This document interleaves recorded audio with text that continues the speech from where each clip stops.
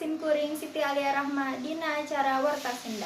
Simkuring bade ngadugikeun warta nyaeta Gunung Semeru. Gunung Semeru Lumajang Jawa Timur kembali ngeluarkan lapa pijar. Ieu cuplikan CCTV BPBD Kabupaten Lumajang nembongkeun Semeru ngaluarkeun lahar pijar nu nuju ka wewengkon Kunjungan Kobokan.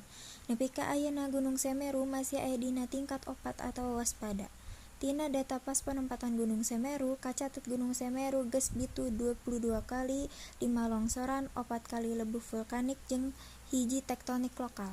Patugas meredih ka warga sangkan ulah ngalakukeun kagiatan di wewengkon Tenggara. 17 km jauhna warga oge dipenta waspada kana potensi turunna megapanas sarta longsoran lava di sapanjang walungan anu ngocorkeun Gunung Semeru. Rupina sakitu warta anu diparantos ku simkuring. Wilujeng patepang deui, semoga bermanfaat. Hatur nuhun.